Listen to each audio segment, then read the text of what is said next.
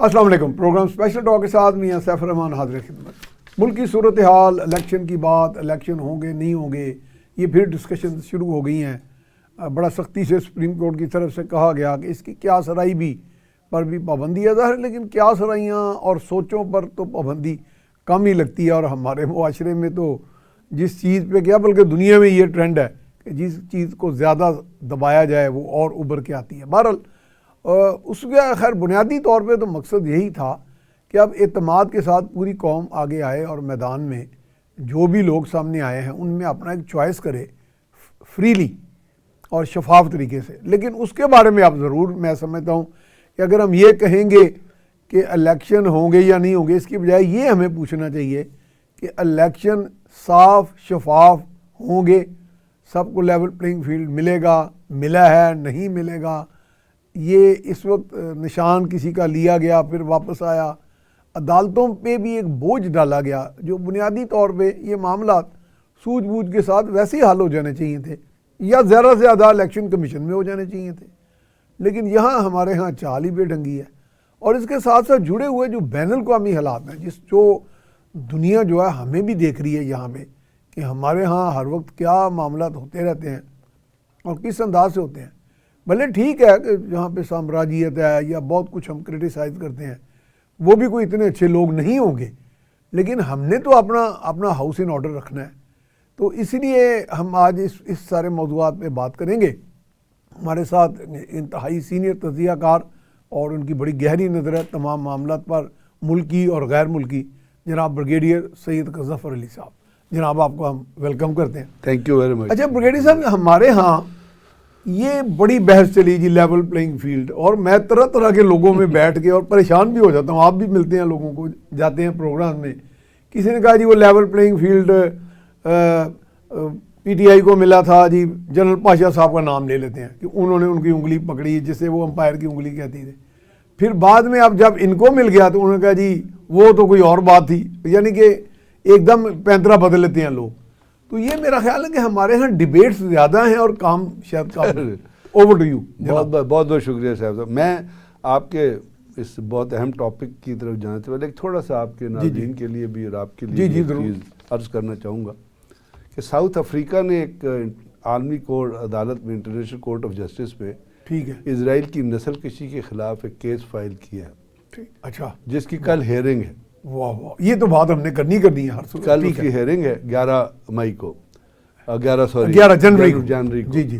اور انہوں نے 82 پیجز ڈاکومنٹ لگایا اس سے، جس میں انہوں نے جو غزہ میں جو نسل کشی ہو رہی ہے اور جس کو اسرائیل کا نیتن یاہو میسلنی اور جو بائیڈن جو ہٹلر جیسی پالیسیز پہ لگا ہوا ہے، امریکہ جو اس تمام کی تمام کلینزنگ کو جو آج 24,000 ہو گئی ہے اور جس میں 11,000 بچے ہیں اور 7,000 عورتیں ہیں، اور اس کے اندر بھی کہا یہ جا رہا ہے کہ کچھ 7,000 قریب کے لوگ ہیں جو ربل کے نیچے جو انہوں نے بمباری کی ہے اس کے نیچے بالکل وہی دفن ہو گئی. اور پھر جو ان کے ڈیفنس منسٹر کی اسٹیٹمنٹ ہے، اور مہدی حسن ایک آپ نے سنا ہوگا اس کا پروگرام MNSBC پہ ہوتا تھا، اس کو نکال دیا انہوں نے. اس نے جو ان کے ڈیفنس منسٹر سے پوچھا تو اس نے کہا ہاں جی ہم یہ نسل کشی کر رہے ہیں. پھر اسرائیل کی جو ایمبیسیڈر ہے برطانیہ میں، ایک عورت ہے میرے نام جان، اس سے کا انٹرویو ہو رہا تھا ایک برٹش ٹیلی ویژن پہ. اس نے کہا جی وہ غزہ میں جو بھی گھر ہے نا اس کے نیچے ایک ٹنل ہے، تو مطلب یہ کہ ہم غزہ کو گرائیں گے، ماریں گے. اور کیونکہ ہم نے ٹنلز تک پہنچنا. تو میرا کہنے کا صرف مقصد یہ ہے کیونکہ لوگوں سے کہ میں یہ بتانا چاہتا ہوں آپ کے توسط سے، لیکن میرا خیال ہے ہم اسی پہ ذرا آج فوکس کرتے ہیں کیونکہ یہ بڑا ظلم ہو رہا ہے. جی، کہ وہ جو ساؤتھ افریقہ کی بیک گراؤنڈ آپ کو پتہ ہے، نیلسن منڈیلا اور نیلسن منڈیلا کی ایفرٹ، اور جو ساؤتھ افریقہ میں جو نسل کشی ہوئی ہے، جو بلیکس کے خلاف کیا گیا کہ ایک مطلب ریسٹوران میں گھسنے کی اجازت نہیں تھی، ٹرین میں سفر بالآخر انہیں آزادی مل گئی اتنا جبر کے بعد. تو ساؤتھ افریقہ چونکہ اس کو ایکسپیرینس کر چکا ہے، تو اس لیے انہوں نے انٹرنیشنل کورٹ آف جسٹس میں ایک اپیل فائل کی ہے. لیکن کیا ہی اچھا ہوتا بریڈی صاحب جو ہم لوگ بھی تھوڑی سی حمیت دکھا دیتے ہیں. ہمیں بھول جائیں، ہم بے حس لوگ ہیں، حمیت والا کوئی قوم نام کی چیز نہیں ہے. نہیں، ہمارے اندر کوئی غیرت حمیت مطلب کسی بھی مسلمان ملک اپنے آپ کو نہ کہیں. ہم سے مراد ہے کہ ہمارے عرب بھائیوں نے جو آنکھوں میں ککرے ڈالے ہوئے ہیں اور کانوں میں، اور ان کے تو فرسٹ کزن ہیں، فرسٹ کزن تھے، ٹھیک ہے، ان کے ساتھ رہ رہے ہیں، ان کا تو بالکل بلڈ کے ساتھ رہ رہے ہیں. تو وہ تو ویزا فری سروس دینے پہ لگے ہوئے ہیں، ٹھیک ہے نا, وہ کہتے ہیں کہ جاؤ اب تو وہ وہاں کا ایک ڈیلیگیشن آ رہا ہے انڈیا کا, ڈیلیگیشن آ رہا ہے مدینہ شریف جائے گا, جی ہاں, مطلب جو مرضی ان کے لیے قوانین نرم کر دیے گئے, قوانین نرم کر دیے گئے. آج یو اے کے پریزیڈنٹ جو ہے وہ نریندر مودی سے مل رہے. بہر یہ بسائڈس دس جو عرب ملکوں نے جو بے حسی کا مظاہرہ کیا ہے, عرب ملکوں نے یہ کیا کہ جتنے لوگوں کو مار سکتے ہو نا غزہ میں ان کو مار دو. جو مار دو, پلان ہی یہ دیا, پلان ہی یہ تھا کہ یار ایک دفعہ اس کا ختم کرو, ٹنٹرا ہی مکا دو, ختم کرو, ہماری طرف سے اجازت ہے. تو لیکن ساؤتھ افریقہ چونکہ وہ مسلمان نہیں ہیں, ان کو درد ہے, وہ انسانیت کے درد کو سمجھتے ہیں, تو انہوں نے انٹرنیشنل کورٹ آف جسٹس میں اپیل فائل کیا. اس کی کل ہیئرنگ ہے. انٹرنیشنل کورٹ آف جسٹس کی جو پریزیڈنٹ ہے, incidentally she is an American, اور ان کا ڈاؤن ہو ان کا نام ہے, وہ یو ایس اسٹیٹ ڈپارٹمنٹ میں بھی رہی ہیں. تو کہا یہ جا رہا ہے بہت سارے کہ وہ منور کرے گی اس کی ہیئرنگ کو, اور اینتھنی بلنکن ان تمام ملکوں کا دورہ کر رہا ہے, یعنی کہ امپارشلٹی نہیں دکھائے گی. مطلب یہ پرسپشنز ہے. لیکن ساؤتھ افریقہ نے بھی میجورٹی ووٹ نہیں ہوتا, ساؤتھ افریقہ نے بھی ایک جج اپوائنٹ کرنا ہے. ہاں انہوں نے بھی کرنا ہے. تو دعا یہ ہے جو اپلیکینٹ ہوتا ہے اس کا اپنا بھی ایک جج ہوگا. تو دعا یہ ہے کہ وہاں پہ جو ابھی آرٹیکل 1A کے تحت جو ہے جینوسائیڈ جو ہے, نسل کشی جو ہے, یہ اس کے اوپر آپ مجرم انٹرنیشنل وار کرائم میں مجرم ہو جاتے ہیں.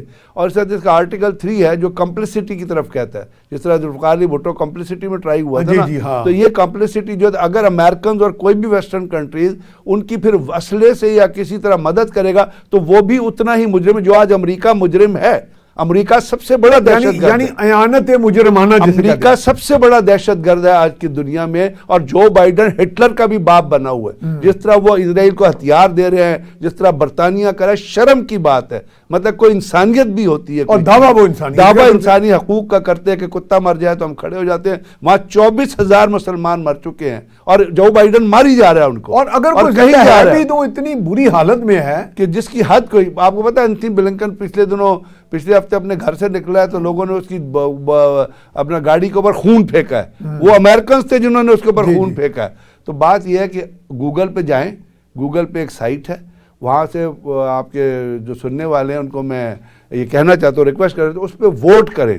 ہاں اس پہ ووٹ کریں. جب آپ جائیں گے سر آپ بتا سکتے ہیں سائٹ تو وہ لوگ اس کو کریں. میرے ذہن سے اس کا نام نکل گیا, لیکن جب آپ گوگل پہ ٹائپ کریں گے ICJ case in South Africa, ICJ case, تو وہ گوگل کی ناظرین یہ نوٹ کر لیں, ICJ بنتا ہے انٹرنیشنل کورٹ آف جسٹس, تو اس کے اوپر ووٹ کریں. گوگل پہ کریں ICJ international court of justice, تو اس میں آپ کو جو South Africa case before ICJ, یہ کل اس کی 11 تاریخ کو اس کی ہیئرنگ ہے.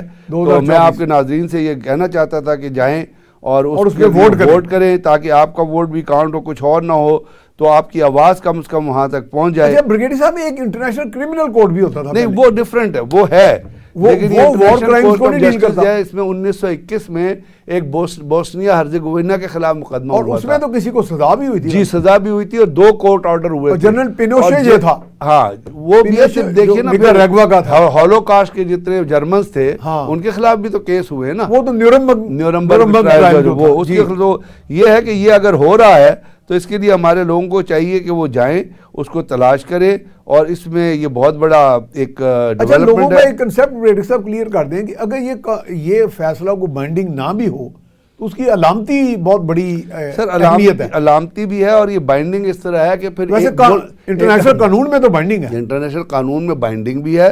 اور پھر یہ ہے کہ جس ملک کے خلاف فیصلہ ہوگا جینوسائیڈ کا, وہ مجرم بن جاتا ہے دنیا میں, اور اس کی جو بھی مدد کرے گا وہ جینوسائیڈ کے علاوہ وہ جو ہے وہ اس کی مدد میں وہ بھی اس جرم میں شامل ہے جس میں آپ انسانوں کا قتل عام جرم ہوگا, جس میں آپ یعنی جینوسائیڈ کا مطلب یہ ہے کہ آپ لوگوں کو بھی مار رہے ہیں اور ایک ریس کو مکانا چاہتے ہیں, ایک ریس کو ختم کرنا چاہتے ہیں نسل کو, تو اس پہ کریں. تو اس میں یہ ہے کہ یہ اس میں جو ہے نا یہ https://.com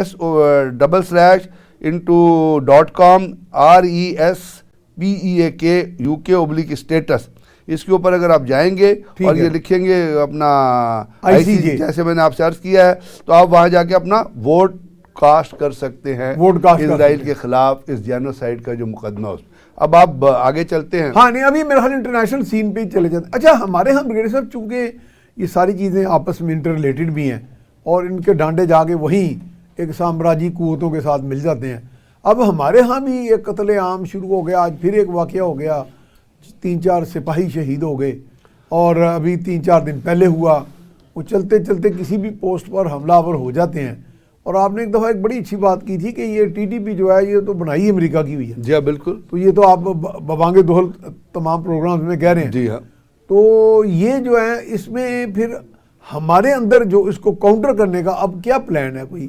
پہلے تو ہم بڑا ایفیکٹولی ڈیل کر رہے تھے اس کو. سیف صاحب کہ یہ ہماری جو لڑائی ہے نا, یہ ایک بہت بڑی لڑائی ہے, چومکھی لڑائی ہے.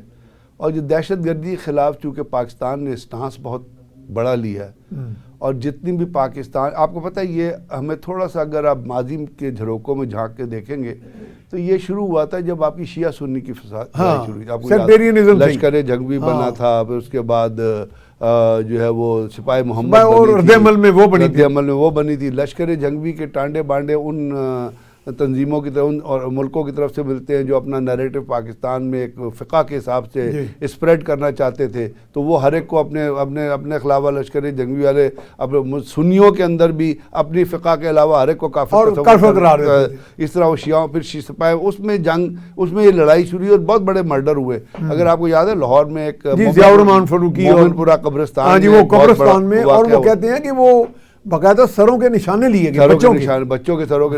تو یہ چیز چل رہی تھی. اب اس کو جب امریکہ جب وہ سوویت یونین والا پھر ہوا, سوویت یونین والا جب ہوا تو آپ کو یاد ہوگا فاروق مسجد ہے نیو یارک میں, وہاں پہ ایک ٹریننگ سینٹر بنایا گیا, ریکروٹمنٹ سینٹر امریکن نے بنایا تھا, جہاں پہ دنیا بھر سے لوگوں کو جہاد کے نام پہ بھرتی کیا جاتا تھا. وہ پاکستان میں آ کے وہ کرائے کے قاتل تھے. جب امریکہ نے, اب اس کا سب سے بڑا ثبوت یہ ہے کہ جب امریکہ یہاں سے نکلا اور آپ نے سوویت یونین کو, اس کے بعد پاکستان میں لڑائی شروع ہوئی تو Henry Clinton is on record, I quote Henry Clinton, اس نے کہا کہ پاکستان کے سرحدی علاقوں میں جو جنگ ہو رہی ہے it is because of the erratic American foreign policy. ہم ایسی امریکن کو الزام نہیں دیں, ان کوٹ, ہم ایسی نہیں کہتے کہ امریکہ نے دہشت گردی کو جنم دیا. ٹھیک ہے, تو یہ دہشت گردی دنیا میں جتنی اپنا وات ہے, جتنی قتل و غارت ہے, اس کو CIA اسپانسر کرتی ہے. جو اپنا ویتنام میں کیا ہوا تھا, ویتنام میں آخر میں کیا ہوا تھا, یہ امریکن جو وہاں سے بھاگے تھے تو ان کو ہیلی کاپٹر کو وہاں پہ لینڈ کرنے کی جگہ نہیں ملتی, تو ایمبیسی کی چھت کے اوپر ہیلی کاپٹر لینڈ کرائے گئے. پھر عراق میں انہوں نے تباہی کی, WMD جو وسیع تباہی کے عراق کی جیلیں, ابو غریب جیل آج بھی روکتی ہے لوگوں کے خون سے.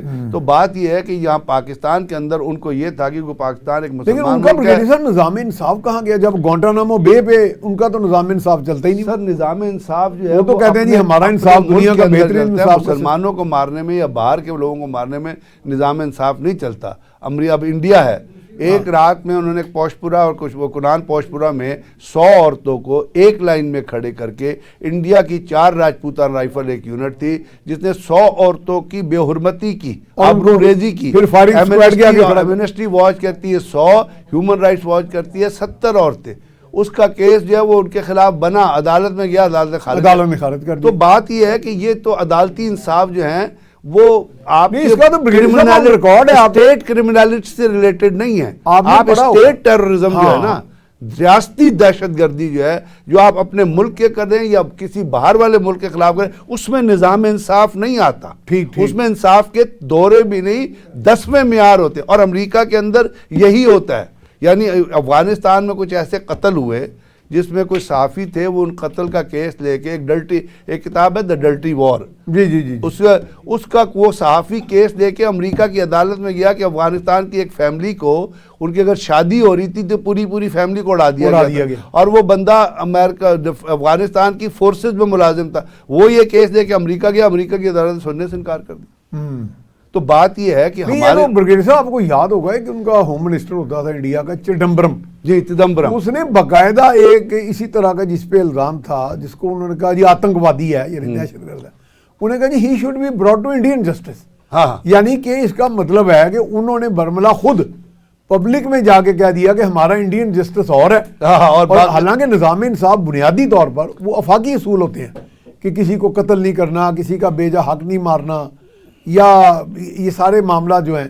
تو تو ایکوالٹی انڈین جسٹس میں آپ نے بابری مسجد پہ جو فیصلہ دیا وہ فیصلہ آپ نے پڑھا جی سپریم کورٹ کا اوپر جناب مسجد ہے نیچے زمین کے نیچے مندر کے آثار ہے.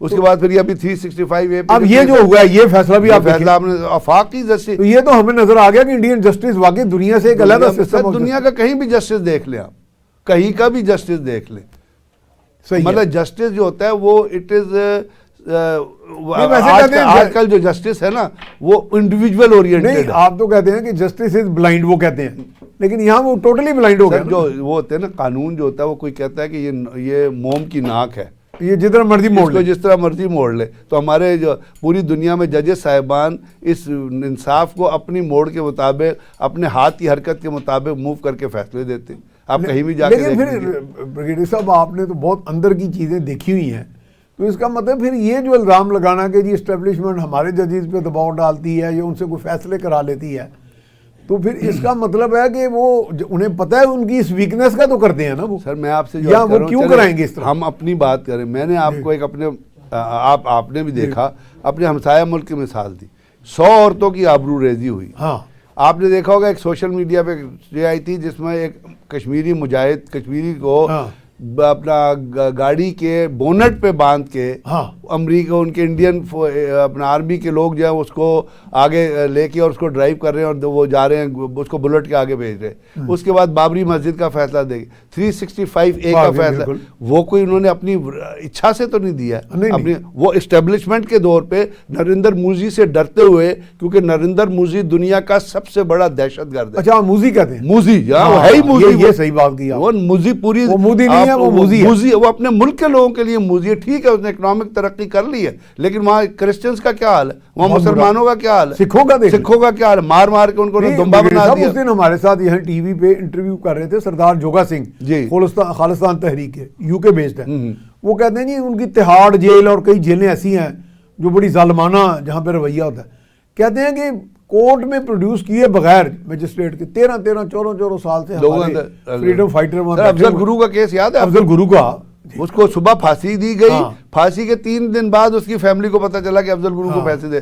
تو کہنے کا مطلب یہ ہے کہ دنیا میں ہر جگہ جو ہے نا عدالتیں جو ہیں وہ اسٹیبلشمنٹ کے پریشر, کوئی دنیا میں کوئی ملک ایسا نہیں ہے, میں کلیم کروں ایون امریکنز ایسے نہیں ہیں جو بڑے اپنے ہیومن رائٹس کے اور بڑے چیمپئن بنتے ہیں. اگر ہیومن رائٹس کے چیمپئن ہے تو غازہ کی کیس سنے نا, کیوں نہیں سنتے؟ سب سے بڑی تو ہیومن رائٹ وائلیشن وہاں پہ ہو رہی ہے اور عرصہ دراز سے ہو رہی ہے. وہاں پہ آپ مارتے ہیں لوگوں کو. باراک اوباما اٹھا کے اخبار میں میگزین میں اپنا آرٹیکل لکھتا ہے کہ Israel has a right to defend itself, اور یہ نہیں سوچتا باراک اوباما جو امریکہ کا پریزیڈنٹ ہے کہ جن لوگوں کے خلاف وہ آرٹیکل لکھ رہا ہے وہ لوگ گنے لے کے تو اسرائیلیوں کو نہیں مارے, ان کے ہاتھوں میں تو ڈنڈے, تو اسرائیل بھی ڈنڈے اٹھا کے مارے.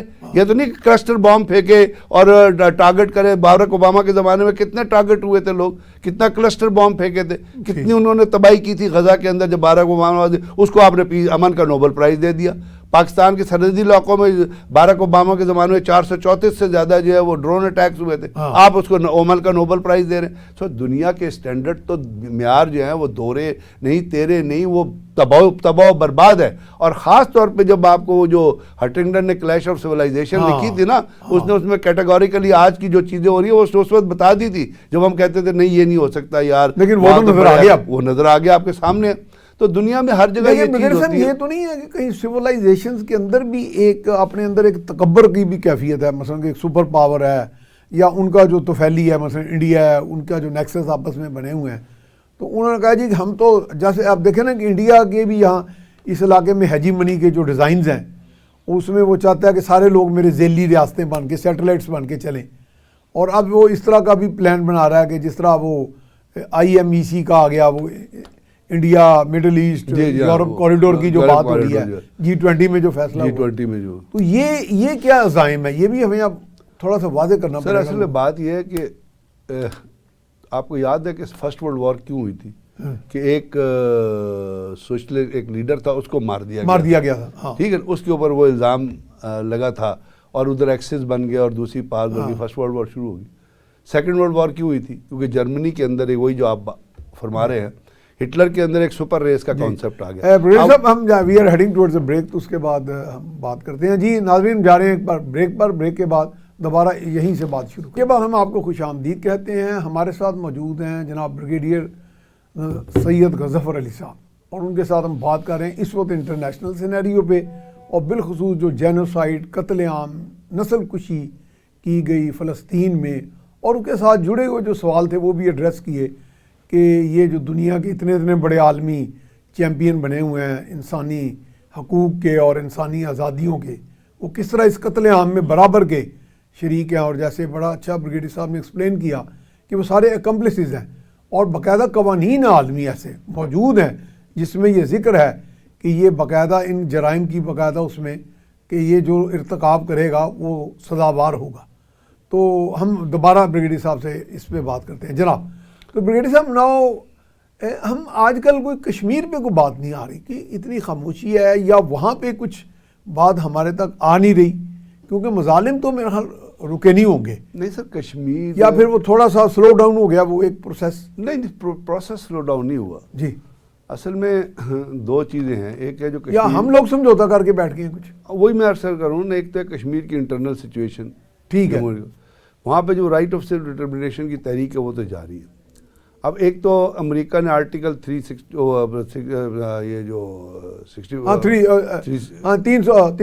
اور 35 سے اس کو ختم کیا. جی جی، اس کو ختم کرنے کے ساتھ ساتھ نریندر مودی اور اس کی جو حکومت ہے وہ ایک ڈیموگرافک اسٹرکچر وہ سنا کہ اپنے لوگوں کو لاگے وہاں سیٹل کرنے کی کوشش، ان کو تجارت کی بھی اجازت. انہوں نے جب پہلے الیکشن ہوئے تھے نا وہاں کشمیر میں، ادھر سے اس نے آر ایس ایس کے جو غنڈے ہیں اور جو بی جے پی کے غنڈے جو لوگ ہیں نا، ان لوگوں کو جموں میں تو خیر ان کی پرسنٹیج ان کی زیادہ ہے، جو ویلی ہے وادی ہے، سری نگر روڈ ہے، جو جموں سری نگر روڈ کے ساتھ جہاں سے اب ہے، اس کے ساتھ ساتھ انہوں نے لوگوں کو بسانا شروع کر دیا.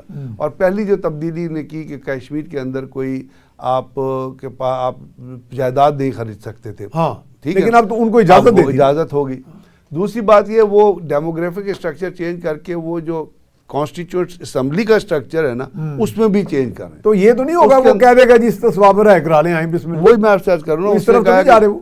دیکھیے ایک تو میں نے آپ سے کیا نا کہ اب پاپولیشن کا پرسنٹیج ہے، ایک جو دوسری چیز وہ کر رہے ہیں وہ کانسٹیٹیوٹ اسمبلی میں جو ووٹرز کی پرسنٹیج ہے نا، یعنی اگر ایک سیٹ کے لیے ایک جگہ پہ مسلمانوں نے 1,80,000 ووٹ دے کے کولیکٹ کرنا ہے تو اسی سیٹ کے لیے ہندو کی جو کاسٹ ہے وہ جو ہے وہ 1,10,000 رکھ رہے ہیں، اور تو 70,000 مسلمان رہ جائے گا، 70,000 اس کی تعداد کم ہو جائے گی. تو ایک وہ یہ کام کر رہے ہیں. اب ان کا ہے یہ لانگ ٹرم آبجیکٹو، کیونکہ وہ تو ہماری طرف مطلب ہے اس قسم کے کاموں میں تو وہ اپنا پورا پلاننگ کر کے چلتے ہیں نا. کیونکہ ہمارے ہاں جو پولیٹیکل لیڈرشپ اور ویسے لیڈرشپ ہے نا وہ بڑی کیئرلیس ہے. دے آر ناٹ، ان کو جو پاکستان میرے خیال میں تو اپنے ہمسائے کے اپنے گھر والوں سے بھی کیئرلیس ہیں، قوم سے تو ہوتی ہے کیئرلیس ہے ہی ہے، قوم تو ان کا کنسرن نہیں ہے، اور عوام ان کا کنسرن، عوام ان کا، ٹھیک ہے نا. اور آج کل جو فیصلے آ رہے ہیں اس میں بھی یہ لگ رہا ہے کہ عوام کسی کا بھی کنسرن نہیں ہے، خواص ہی کنسرن ہے کہ ایک دن میں آپ العزیزیہ 3 منٹ میں آپ العزیزیہ ختم کر دیں. میں تو 4 منٹ کہنے لگ پڑا ہوں، ماضی میں بھٹو کہتے تھے طارق کا سرچشمہ، طاقت کا سرچشمہ خواص ہے، میں کہتا ہوں اب خواص ہے، طاقت کا سرچشمہ خواص ہیں، اور وہ خواص ہی حکومت کر رہے ہیں، خواص ہی فیصلے کر رہے ہیں. ایک کیس جو ہے وہ 6 مہینے 10 مہینے سن کے ایک عدالت فیصلہ کرتی ہے، العزیزیہ ہو گیا، 3 منٹ میں ایک عدالت جو ہے اس کو اڑا کے پار کر دیتی. اچھا، کہتے چلو چھٹی. یہ حیرانگی کی بات ہے کہ مجھے ایسے لگتا ہے کہ ایک بات طے کر لی جاتی ہے اور اس کے بعد کا فیصلہ سٹوری بنا لیں گے، اسی طرح کی سٹوری بنا لیں گے. میں بڑا کنفیوز ہوں، میں آپ مجھے کلیریفائی کریں گے کیونکہ آپ نے لیڈر بات کی ہے. مجھے بڑی کنفیوژن ہے کہ جو پہلے جس عدالت نے فیصلہ دیے جو آج کل وہ ججز کی qualification they were not qualified, they were qualified, they were not law qualified, they didn't have experience, they didn't have vision. Is nowadays they are more qualified than یہ کیا مطلب ہے؟ یہ میں نے ایک سوال کیا تھا بریڈی صاحب، ایک بڑے سینئر لائر میرے پاس، یہ اپنے عوام کے لیے بھی یہ سوال ہے کہ وہ عوام میں سے ہیں، ہم لوگوں میں گھومتے پھرتے ہیں. تو میں نے ایک دفعہ ایک چیز کو سٹڈی کیا، وہ یہ تھا کہ اگر ایک جج صاحب کے سامنے ایک عدالت میں ایک فیصلہ 10 سال پہلے ہوا اور 10 سال کے بعد اتفاق سے وہی عدالتی عہدیدار وہاں موجود ہیں اور وہ بھول گئے تھے کہ میں نے کیا اتفاق سے، تو ایک پریمس پہ میں نے ان سے بات کی ایگزمپشن پہ کہ جی اگر وہی شواہد، وہی گواہ، وہی ملزم سامنے رکھے جائیں، کیا اس کا چانس ہے کہ یکسر مختلف فیصلہ ہونے کے؟ بہت زیادہ چانس ہے. ان کے لیے ایسے ہزاروں فیصلے ہیں. تو اس کا مطلب ہے کہ قانون جو ہے وہ موم کی ناک ہے، یا تو موم کی ناک ہے یا کوئی سسٹم کے اندر فالٹ ہے. ایسا فالٹ ایسا ہے. کہ اس کو جو چاہے مینیپولیٹ کر لے. یعنی دیکھیے نا, بھلے دوسرا کر لے, بھلے وہ اندر کے لوگ مرضی کر. اس کا مطلب ہے کہ پرماننٹ کسی چیز پہ بلیو کر نہیں کر سکتے آپ کہ جی آج جو فیصلہ ہوا ہے کل وہ سسٹین کرے گا یا نہیں کرے گا. اب بات آپ دوسری بات یہ کہ آپ کیرلسنس کی مثال کر رہے تھے نا, آپ نے دہشت گردی کی بات کی. انڈیا کی دہشت گردی پاکستان کے اندر کوئی شک ہے؟ ہمارے اپنے عہدیداران کہہ چکے ہیں.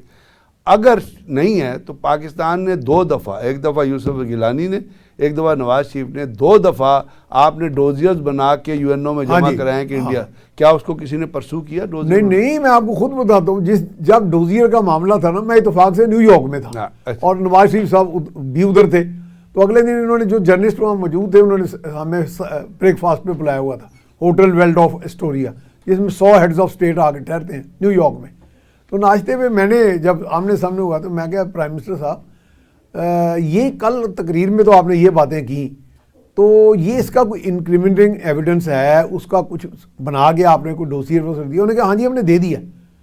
میں کہا جی کس کو دیا؟ انہوں نے کہا جی سیکرٹری جنرل کو. ملیحہ لودھی ساتھ بیٹھی تھی. اچھا اتفاق سے یہ پتہ نہیں جھوٹ تھا سچ تھا, کوئی بات مجھے نہیں پتا. اتفاق سے اگلے سال میں پھر یہ تو نہیں تھے اس وقت عہدے پہ, تو میں پھر گیا, میں پھر اقوام متحدہ کے آفس میں گیا, تو ہمارے ملیحہ لودھی صاحبہ تو اسلام آباد آ گئی, تو انہوں نے اپنے ہیڈ آف چانسری سے کہا کہ سیف صاحب کو ملو. تو وہ میرے ساتھ بیٹھے, تو میں نے ہیڈ آف چانسری سے کہا یار وہ پچھلے سال ہمارے پرائم منسٹر نے ڈوزری دیا, اس کا کوئی فالو اپ؟ کہتا سر نو فالو اپ. یہی میں کر رہا ہوں, یعنی یہ میں براہ راست فرام دا ہارسز ماؤتھ بتا رہا ہوں. تو آپ آگے اب آپ دیکھیں گے تو یہاں سے آپ کیرلسنس کا اندازہ لگائیں نا کہ دے آر ناٹ, وہ کنسرن ہی نہیں ہے کہ پاکستان میں عوام مر رہا ہے. میں مبتلا ہو گیا کہ ہماری تقدیر کن لوگوں کے ہاتھ میں ہے. یہی تو سب سے بڑا, ہم کشمیر کاز کو رو رہے ہیں, ابھی پھر ان کو امپوز کرنے کی کوشش کی جا رہی. ٹھیک ہے, مطلب یہ ہے کہ میں پولیٹیکل بات نہیں کرنا چاہتا, ہر بندے کی اپنی چوائس ہوتی ہے, لیکن میں ایک ایٹیٹیوڈ کی بات کر رہا ہوں. ایٹیٹیوڈ کی بات کر رہا ہوں کہ جی جب آپ جو سوال کر رہے تھے, میں اس کی طرف بیسیکلی لا کے کہ دہشت گردی پاکستان میں کیوں ہوتی ہے. دہشت گردی پاکستان میں اس لیے ہوتی ہے کہ ہمارے اپنے وہ لوگ جنہوں نے, یعنی آرمی پبلک اسکول کا واقعہ ہوا, کتنے بچے شہید ہوئے, دل خراش واقعہ تھا. میں اس کے بعد گیا تھا, صاحب صاحب میں ان دیواروں کو دیکھ کے میں میرا خیال کتنے عرصے, حالانکہ میں غالباً آپ کے کوئی دوست بھی تھے جن کی گھر کے بچے تھے, آپ بتاتے بھی تھے. جی بالکل, تو میں بندے کو نیند نہیں آتی. پھر میں اس کے سال بعد آج میں لاہور کے آرمی پبلک اسکول کے آگے سے گزرا تو مجھے وہ واقعہ ایک دم میرے ذہن میں آ گیا. اس کے بعد کیا ہوا تھا صاحب صاحب, اس کے بعد ہوا یہ تھا کہ وہ تمام پارٹی کی کانفرنس ہوئی تھی, ایک نیشنل ایکشن پلان بنایا گیا, ایک نیکٹا ادارہ, ایک نیکٹا بنائی گئی تھی, اس کو کہا تھا یہ نیشنل کاؤنٹر ٹیررزم پالیسی بنائے گی. وہ آپ مجھے بتائیے, CTT کو بھی فعال کیا گیا. CTT کو آپ مجھے بتائیے where is NACTA, where is national action plan. جو دہشت گردی اب ہو رہی ہے کیوں ہو رہی ہے, آپ کو اس کے روٹ کازز کی طرف دیکھنا ہے نا. تو جب آپ کی لیڈرشپ کا کنسرن نہیں ہے سر, جب وہ عوام کو مرنے کے لیے آپ نے چھوڑ دیا. پشاور میں پولیس اکثر پوچھتے رہے ہیں وزرائے اعظم کو, وزرائے اعلیٰ کو, وہ آگے جا کے وہ دوسری طرف رخ موڑ دیتے ہیں کہ جی وہاں سے ہمیں کوئی تعاون نہیں مل رہا. نہیں یہ دیکھیے میں کہا جی جو ہماری فورسز اتنی شہادتیں دے رہی ہیں وہ کیوں نہیں کریں گی تعاون. دیکھیے فورسز کی طرف وہ رخ موڑتے ہیں نا, ہاں بہانہ تو یہی لگاتے ہیں, بہانہ یہ لگا. اب اس قسم کی جنگ میں آرم فورسز نے ایک آپریشنل پالیسی بنانی ہے. ٹھیک ہے, آپ میرا مطلب سمجھیے گا.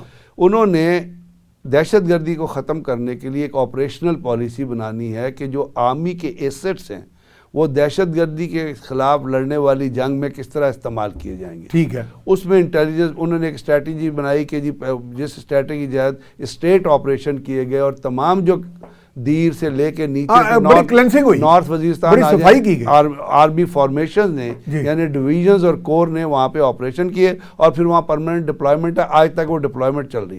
دوسری اس کے بعد کہا گیا یہ اب وہ فیز ہو گیا ہے, اب ہم انٹیلیجنس بیسڈ آپریشن میں داخل ہوں گے. یہاں پہ جہاں پہ جگہ آئے گی ہم آپریشن کریں, وہ انٹیلیجنس بیسڈ آپریشنز چل رہے ہیں. جب انٹیلیجنس بیسڈ آپریشن چل رہے ہیں اس زمانے بھی پاکستان میں دہشت گردی کے واقعات ہو رہے ہیں. اب اس آپریشنل پالیسی کے ان سنک آپ کو ایک نیشنل کاؤنٹر ٹیررزم پالیسی بنانی, یعنی کہ اب تو علاقوں کو سنبھالنا ہے. جو ذمہ داری حکومت وقت کی جو بھی حکومت اس کے اندر آپ کی اکنامک پالیسی بھی آئے گی, آپ کی سوشل پالیسی بھی آئے گی, آپ کی ایجوکیشن پالیسی بھی آئے گی, آپ کی ہیلتھ, جب جو آپ کی ذمہ داری ہیں جو آپ جوان ایک جگہ کمبائن کریں گے تو وہ آپ کی نیشنل کاؤنٹر ٹیررزم پالیسی بنے گی. وہ آج تک پاکستان کتنے عرصے سے اس دہشت گردی کی جنگ میں ہے. جو آپ فرما رہے تھے کہ ہم کیوں نہیں اس کے اوپر قابو پا رہے, اس لیے کہ there is a divide between the operational policy اور نیشنل کاؤنٹر ٹیررزم پالیسی. کیونکہ جو لیڈرشپ ہے اس کی سنسیئرٹی نہیں, وہ کہتے ہیں مرتے ہیں تو مرن دو.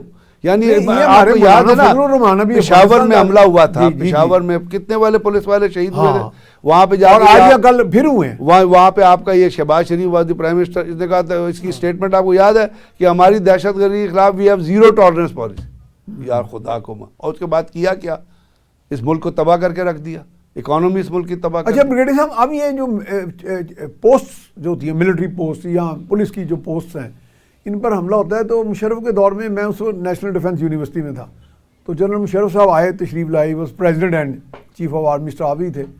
تو میں نے انہیں پوچھا, میں نے کہا جی یہ ہر آئے روز ہماری ملٹری پوسٹ پر آج کے حملہ آور ہو جاتے ہیں, تو یہ پھر اس وقت غالباً کوئی ڈپلائمنٹ کم ہوتی تھی اور پوسٹ اسکیٹرڈ تھیں بہت زیادہ. اب بعد میں کوئی تھوڑی اس میں امپرومنٹ لائی گئی کوئی, میرا خیال ہے کچھ جگہ پہ فینسنگ بھی تھی, مین پاور بڑھائی گئی پرسنل. نیشنل یہ جو کاؤنٹر ٹیررزم یا یہ جس جنگ سے ہم گزر رہے ہیں نا جی, یہ اس میں جیسے میں نے آپ سے صرف فورسز کی ڈپلائمنٹ کافی نہیں ہے. آپ نے چونکہ جی جو نیشنل ایکشن پلان کے جو پیرامیٹرز تھے, جس میں یہ تھا کہ آپ نیریٹو بلڈنگ کریں گے, وہ تو ایڈریس ہی نہیں کیا. آپ ہیٹ لٹریچر کور کریں گے, ٹھیک ہے, آپ پروسکرائبڈ آرگنائزیشن کے خلاف ایکشن کریں گے, آپ جیو فینسنگ کریں گے, لوگوں کو ڈکلیئر کریں گے مختلف اسٹیٹس میں, وہ فورتھ شیڈولر اب وہ ہوا یہ کہ آپ کے وہ تو کام ہی نہیں ہوا. ابھی تک وہ سافٹر ایریاز ایسے ہیں جہاں لوگ دہشت گردوں کو پناہ دیتے ہیں.